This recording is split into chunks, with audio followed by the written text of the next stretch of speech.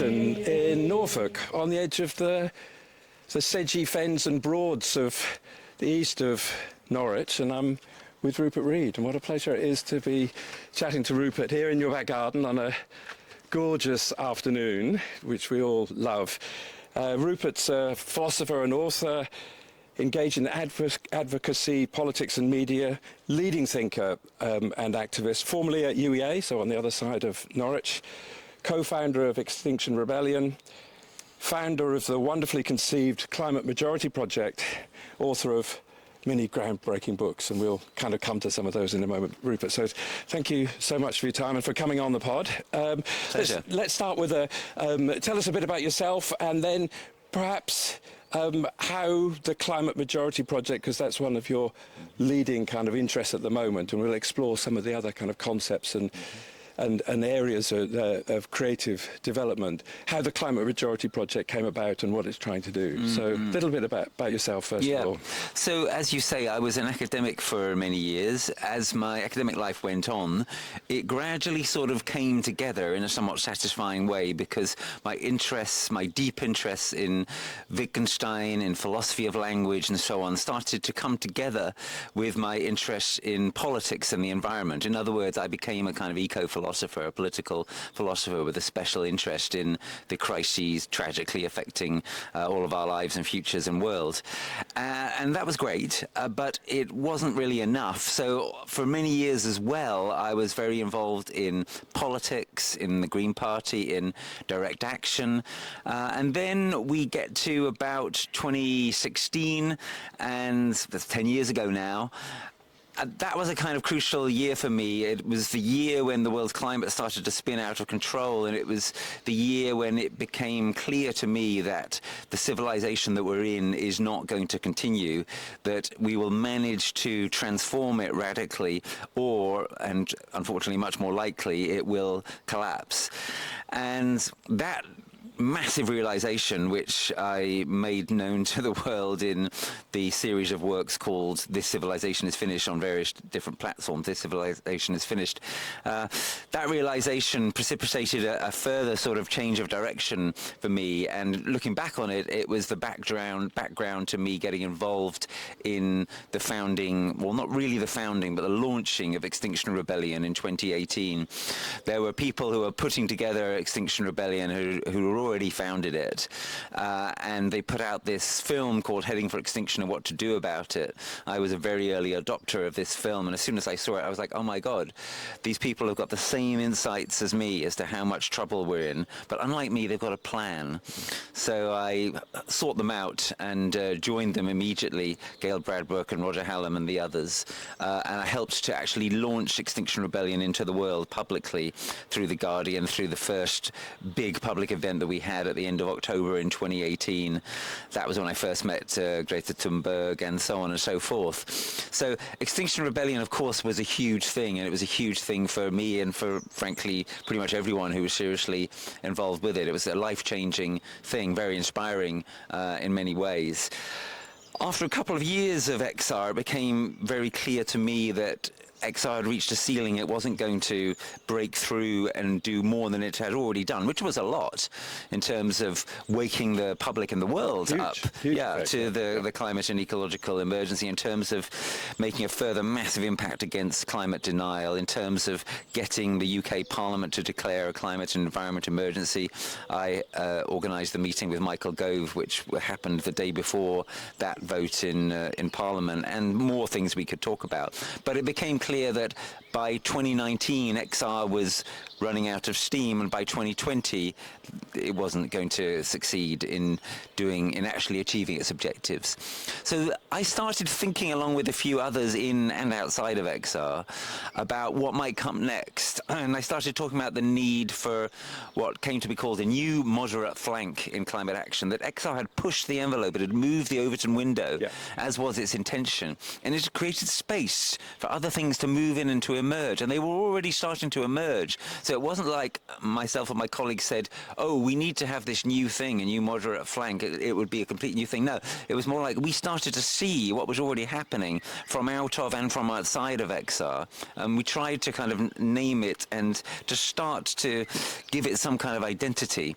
That's what became the Climate Majority Project, the basic idea being we need most people to get involved with climate and nature action if we're going to make it through this. That's an enormous ask, but it is actually what is required. You cannot do this with just a small minority, because climate saturates and is saturated by every aspect of our lives. So sooner or later you're going to have at minimum the willing acquiescence of most people, and probably a lot more than that. So that's the enormous ambition of the Climate Majority Project. And so does that suggest, if I mean, putting things on a single spectrum is rather simplistic, but it kind of maybe helps thinking about kind of segmenting the population, that you've got a smallish, maybe actually quite big. I mean, I think it could be 20% of people who know we've got a problem and who are already acting. They're doing stuff in various ways, but you could argue it's less than that, but it's probably not that much more at the moment. Yeah. At the other end of the spectrum, you've got some people who disbelieve it or deny it, or who are just not interested, or weaponizing it in some sort of way. Yeah. And in the middle, very possibly, if it was 20% and 20%, you've got at least 60% who know there's a problem. They know it in their bones. They can see it. They can see the weather, which is the proxy for climate, and that is the big signaling for them.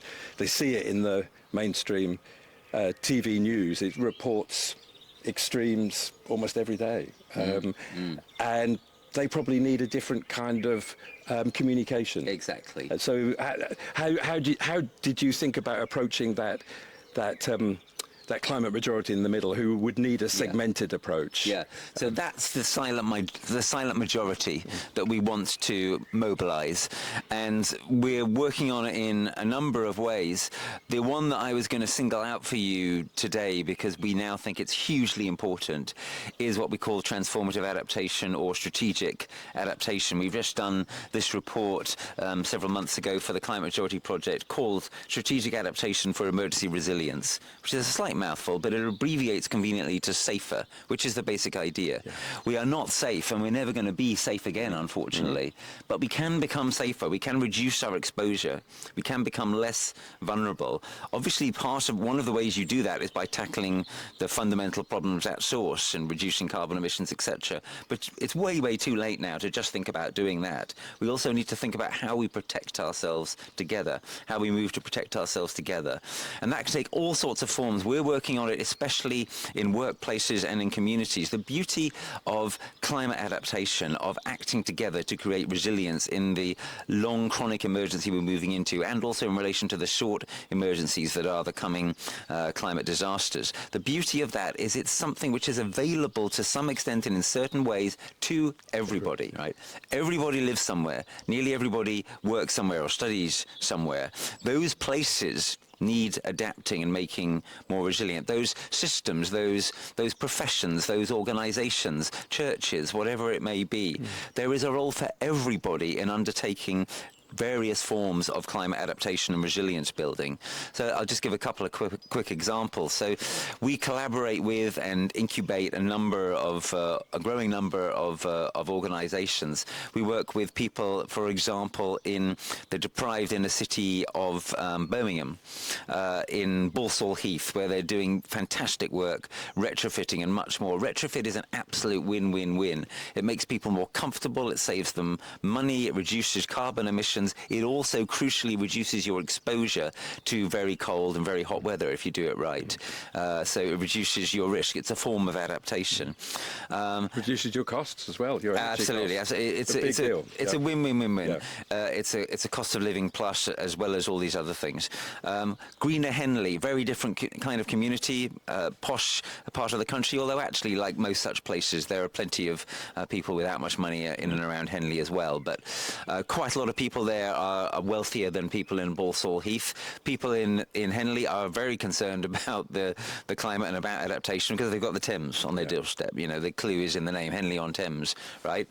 And I visited Henley recently and had an encouraging experience speaking to the flourishing group there in Greener Henley, who are looking at these kind of issues, in helping them to see that if you're going to take adaptation seriously, and it starts for you with something like, what's the potential impact of this river upon me, you have to start to think about what's upstream of you, right? You can't just do it on your own doorstep, right? That's strategic adaptation. Immediately you're thinking about the bigger system. Thinking about the bigger system, thinking about the landscape, thinking about the ecosystem, thinking about, in this case, the catchment area ultimately. And of course, once you really start to think about that, you also realize, and there's also people downstream from us, right? Yeah. And you then start to see yourself as someone who's not just protecting yourself and your family and your neighbours and so on and so forth, but protecting other people who you've never met. Lovely.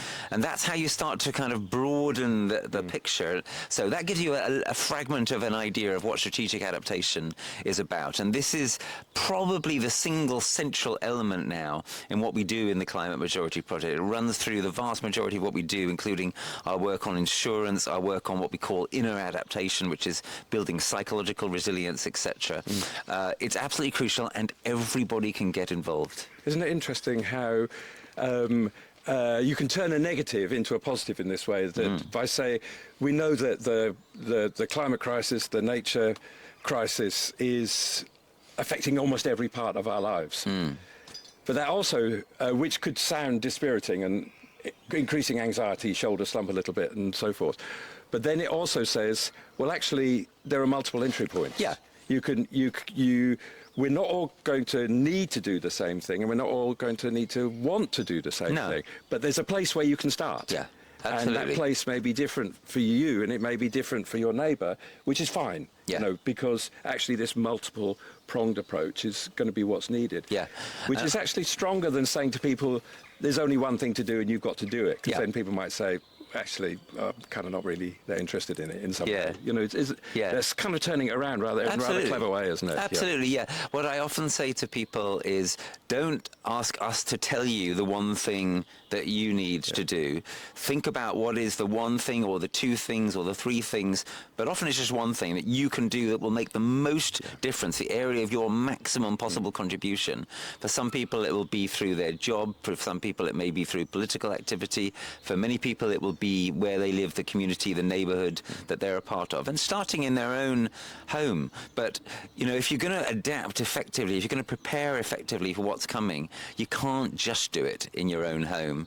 You've got to imagine, okay, so what if I become more food resilient and water resilient by having a garden like mine where we're fortunate enough to grow some of our own food, and you've got your own water in water butts and perhaps stored in huge water containers, whatever it might be. If you're thinking, things could get really bad, etc., that's great. But it's not really going to do you a lot of good for very long if everybody else in your neighborhood is totally unprepared, right? Because what are you going to do? You're going to turn them all away? You're going to kill them all? I mean, honestly, it doesn't work, right? Sooner or later, you have to think at minimum on the neighborhood level and the community levels. You can do all sorts of meaningful stuff in your own house, but it's so much more meaningful if you immediately try to look for ways to start to multiply it by, for example, encouraging your neighbors to notice what you're doing and encouraging them to do something similar. Yeah, exactly. And by definition, that thing for me or for us becomes a wider we as we kind of move into this space, which starts to speak to that question of what kind of language and actions do we choose to target the middle 60 or 70% or whatever we would think it is in that climate majority. Exactly. So have in kind of identifying the actions that are part of a kind of broad suite of things that we can do, some of those will be things we have to stop doing, and some of those will be opportunities to do completely new stuff. So I wondered about the kind of tensions between how we communicate that. I mean, we clearly need to stop some really big stuff like fossil fuels, and they've got to go. They will go at some point. It's a slightly different kind of communication or discussion when we say we want to create something new, a new vision for the future. And I wonder whether this is where your kind of thoughts around Thrutopia start to come in, where we say, because just to have a message that says you've got to stop what you're doing, it might be true, but it might not actually It's be not enough. very spiriting to hear that. You actually want to go, well, what is that place on the hill that we're heading for? You know, what does it look like? What are you telling us that it's going to be like? You might say we've got to go down quite a long way first, and it's kind of inevitable. But I think we're still saying we're going to get out of it at some point in some sort of form, maybe stronger, maybe very different, but it's going to take some creativity to get to that point. So I wondered about the visions for the future, how we talk about that. Yeah, I'm going to disagree with you slightly here, Jules. I don't think we are going to get out of it. The fundamental idea of Thrutopia is about being in it, but having a path through. We're always in media res. We're always in process, right? One of the fundamental problems when I started to really think about this, about the concepts of dystopia and utopia, is they're both static concepts. They're both fundamentally ideas of there's an end state that we either don't want to get to or do want to get to. But there are no end states, especially now. You know, we've started off processes now, such as the melting of the ice caps, which tragically, even if we really thoroughly get our act together far more quickly than it looks like we're going to do, those processes are going to go on for centuries. Sea level rise is virtually certainly going to proceed for centuries. That's just an example. It's an important example. It's just one example. So, integral to my idea of Thrutopia is, what if we stopped thinking only about the doomy scenario, but also about, what if we kind of get out of this and everything's fine? Everything's never going to be fine. But as we go through this very difficult crucible for a very long time to come, an indefinitely long time to come, as we go through it, things can actually be really great in all sorts of ways, even as they are difficult. I mean, let's take a parallel. Think of the Second World War, right?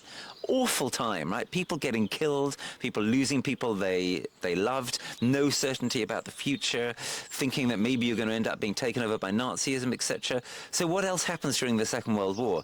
People's health improves, right? People's mental health improves. Why do these kinds of things happen? It's because we have a shared vision, a shared purpose, right? And that's what we need now, and that's what we can have now. Food rationing, right? We were short of food. We were worried that Hitler was going to starve us out. So the government instituted food rationing. Fantastic scheme for bringing people together and putting them on a level, and it increased the health of the population. Very much. Suicide rates in the Second World War went down, not up. You might expect, you know, people are losing their loved ones. They're constantly in terror. Suicide rates went down.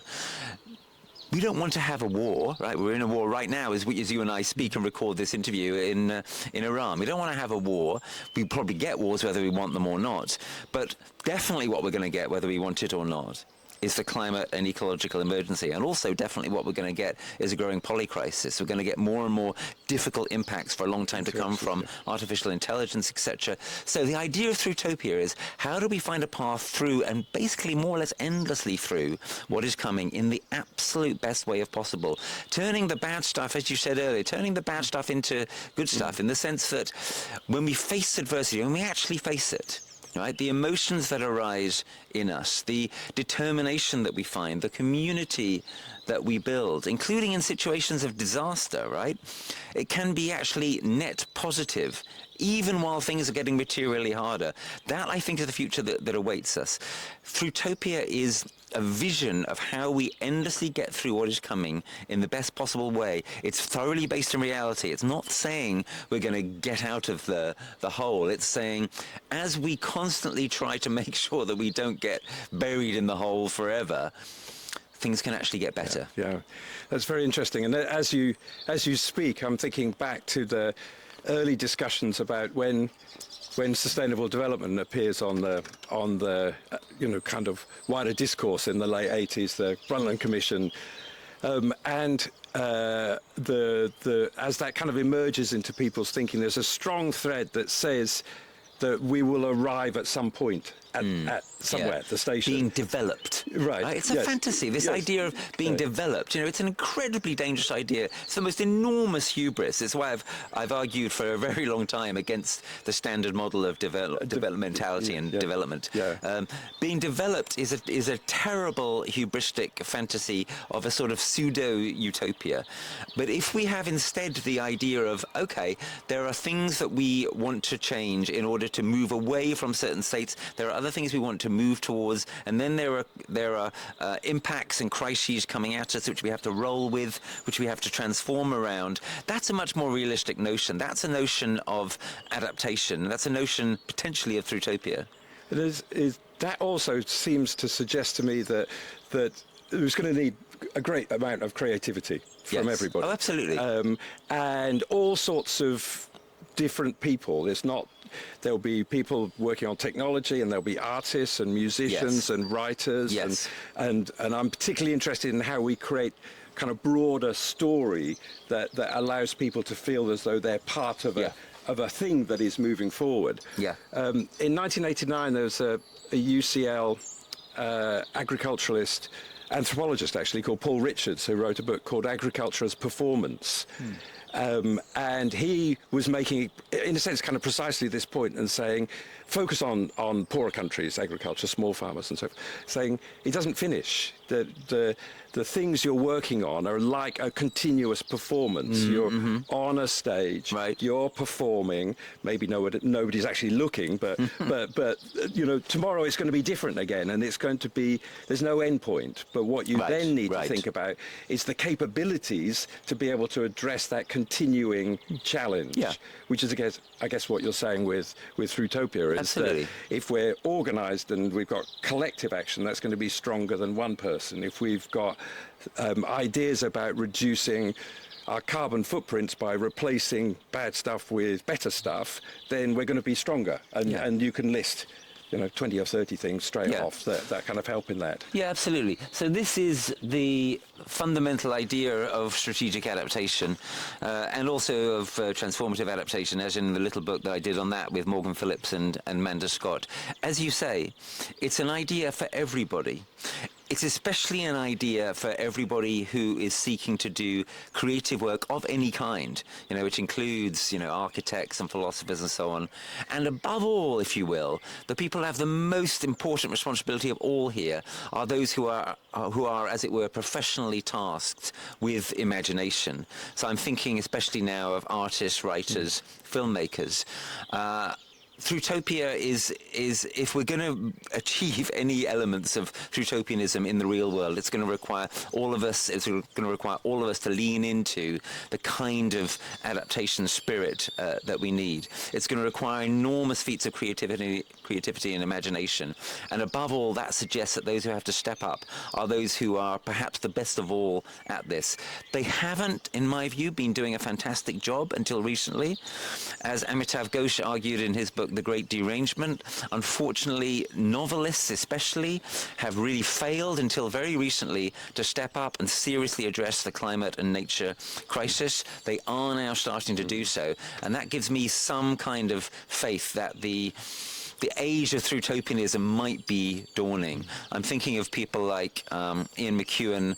I'm thinking of a novel and a film like The End We Start From. I'm thinking of some of Amitav Ghosh's own recent work. There are elements of Thrutopianism emerging into popular and great literature and artistry. I'm thinking of Richard Powers' work. This is, I think, really, really important. It's really important that we recognize these works and that we value them and that we take them seriously. Exactly.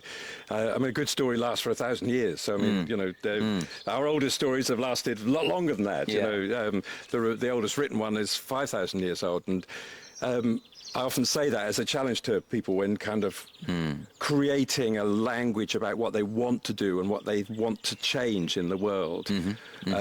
And how you set yourself a challenge. And I quite often say, well, look, you know, can you create something that will last 1,000 years that will get in people's minds, and they will say, oh yeah, that thing, that's going to really kind of change, that's going to change some fundamental stuff.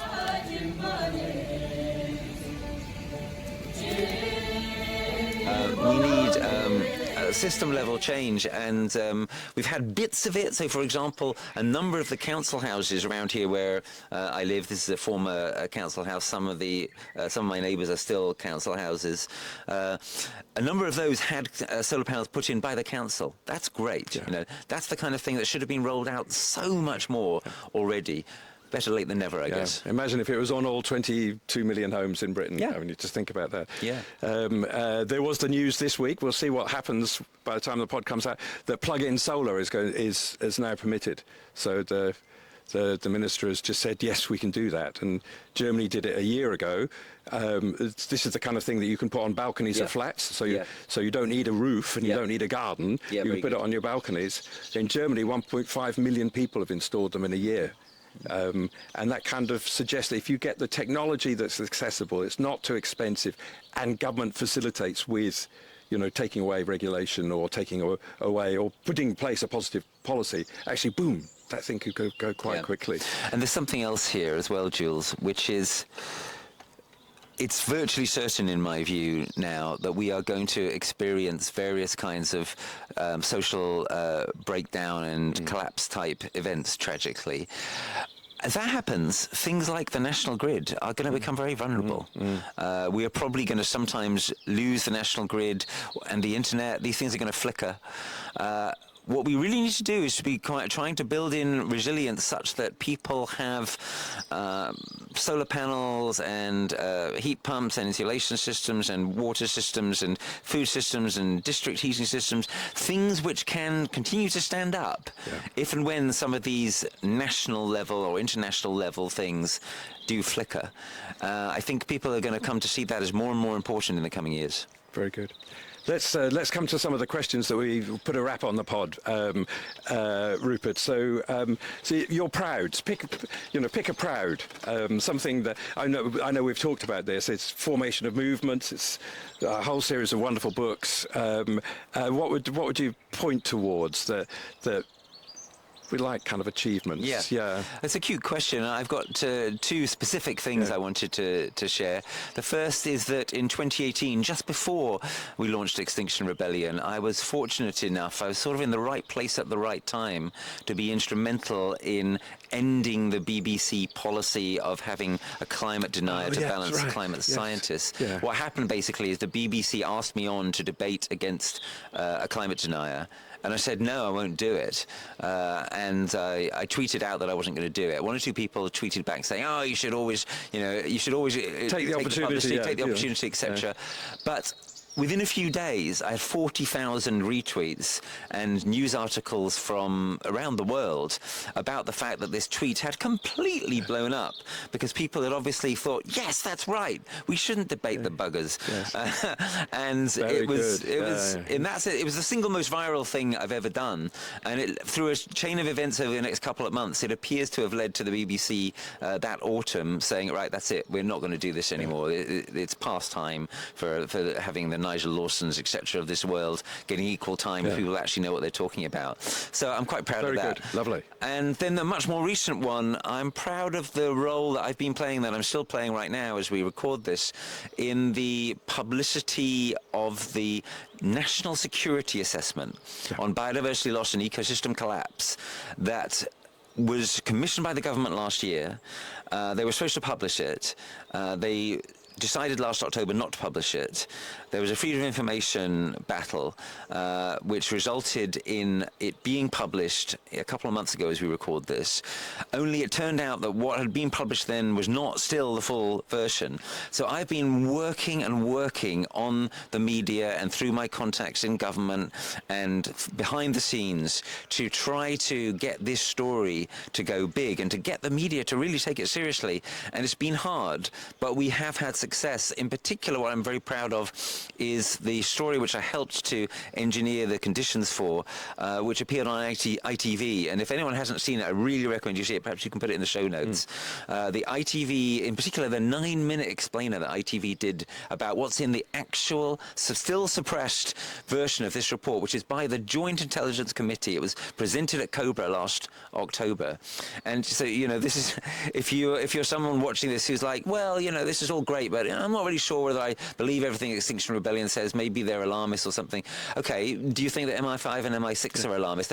They're generally thought to be pretty hard-headed people, and they are saying every global ecosystem, this is pretty much a direct quote, every global ecosystem which is important for this country is under threat of collapse. I mean, that is incredibly awful, and they draw out some of the consequences in terms of our poor, desperately poor state of food resilience in particular.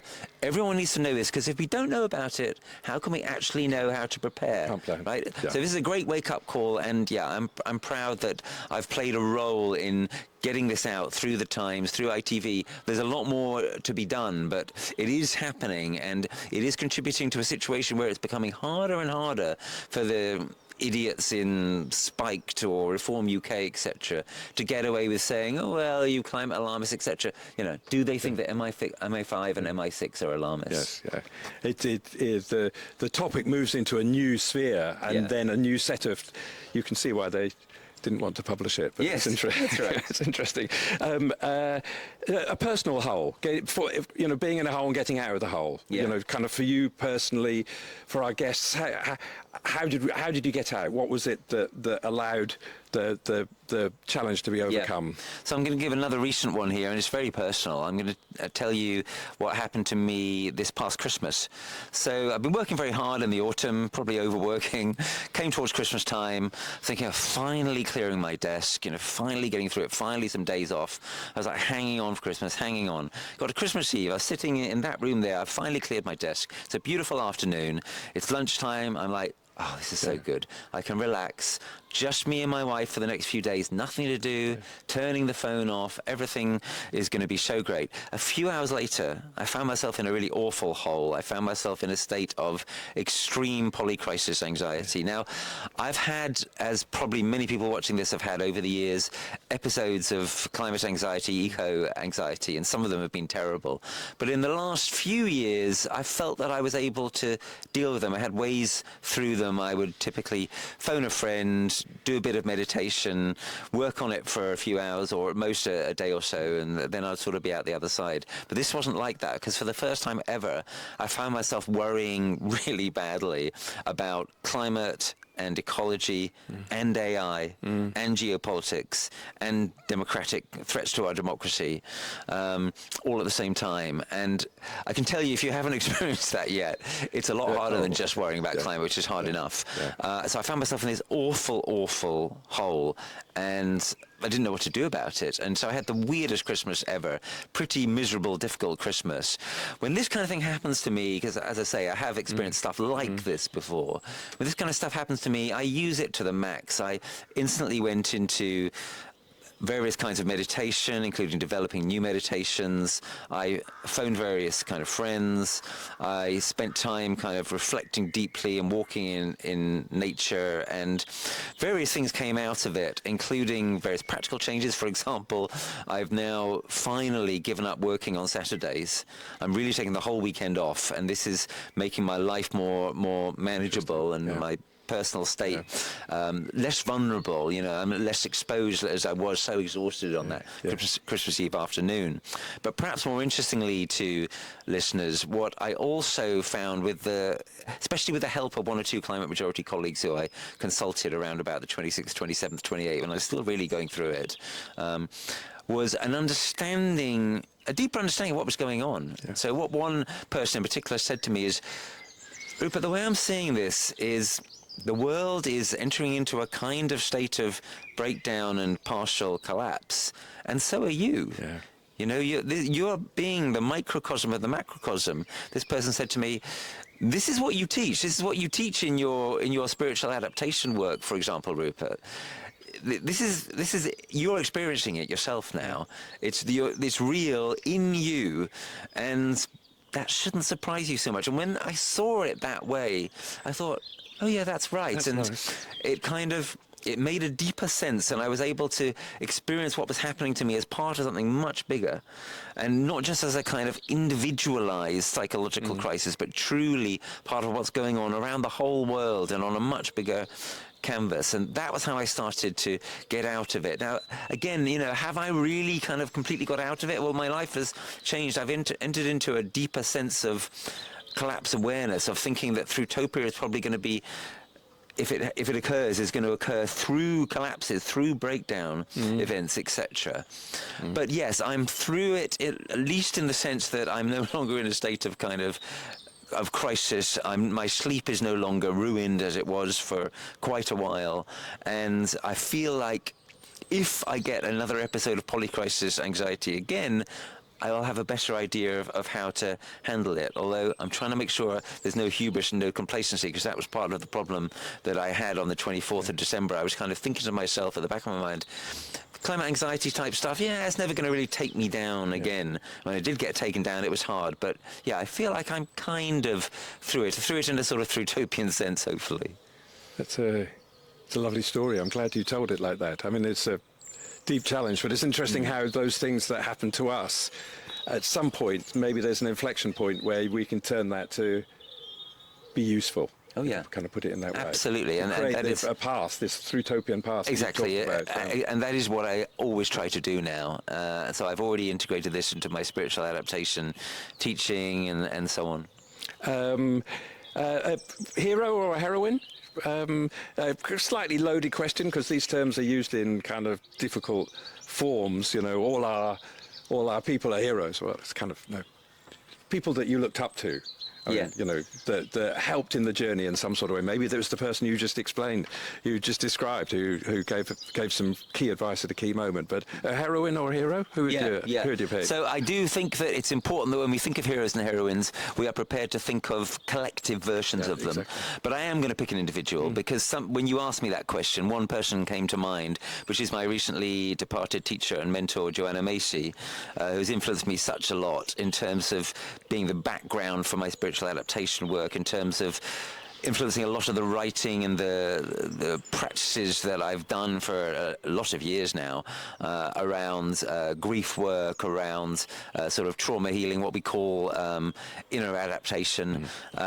Joanna was an incredible person, a really sort of almost angelic, almost saintly figure. I mean, these terms may sound excessive, but the last ever evening I spent with her at her house a few years ago, she cooked me dinner. She was kind of tottering around. She's in her 90s by now. I was like, oh God, is she going to fall over? Or shall I say, no, I'll cook the dinner, etc. But she wanted to cook me dinner. We had this amazing evening together, and it was almost as if there was something kind of numinous about her. She had the sense, she knew she wasn't long for this life. She wouldn't be working much longer. She wouldn't be mentoring much longer, etc. And you could see her kind of really sort of looking and feeling beyond herself to those around her, to the beautiful world of this beautiful world of ours, to which she's given so much. Anyone who doesn't know Joanna's work, consider looking for her books, her videos, etc. But you probably do know her work, even if you don't know it by name, because she's influenced so many people. It's not just me. I think she is a kind of heroine for our times. Very well put. An object.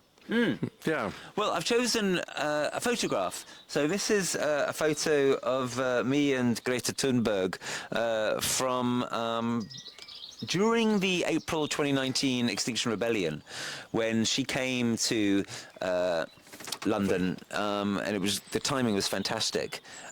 So at that meeting, for example, I asked her, do you support Extinction Rebellion? I asked her this in public, and she said yes, and that was very handy. It's a photograph that means a lot to me because I think she's a kind of extraordinary world historic figure, because it's been a privilege to know her. It's also kind of amazing because when you see this photo, you really do get a sense, if you haven't already got it, of how incredibly physically small she is. She's a tiny person physically. And, she's got this book which is called, what is it called? Something like very small people can change the whole world or something.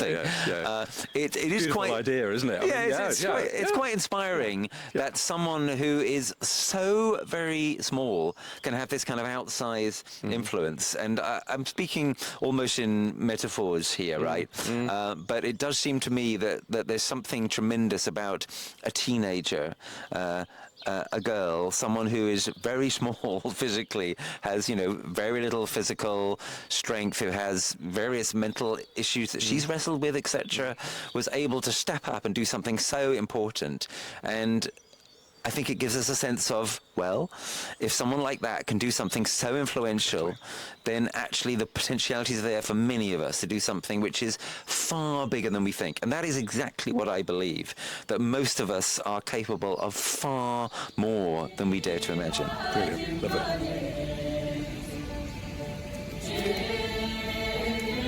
One top action for listeners and viewers. What would you say? I'm just going to go right back to where we started and say, probably, if you're not someone who has some very kind of specific role or talent or job or whatever, probably the most important thing that you can do in relation to the crisis is to try to find your way of stepping up to build strategic or transformative adaptation, to build emergency resilience, probably where you live, maybe where you work, maybe both, right? And what I'm not saying here is you have to join the Safer campaign that's run by the Climate Majority Project. You know, by all means, reach out to us. By all means, you know, we're looking for funders, we're looking for volunteers, etc. That's great. But really what we are is something which is trying to coordinate or network or argue for or thought lead something much, much wider. A whole enormous wave of action, which is going to consist to a large extent of huge numbers of citizens where they are based, doing stuff together. So that's what I would urge. If you're not already doing that, if you're not already involved in your local area or in your profession or whatever it may be that's best for you, in seeking to create food resilience or citizen science or some kind of way of ensuring us and preparing us together against what is coming, then do it. Find your way of doing it and do it. And if you're not sure where to start, then by all means come to the Climate Majority Project website and we can give you some pointers. Fantastic. Rupert Read, thank you so much. It's been an absolute pleasure to have you on. Thank you. Thank you. Thanks very much.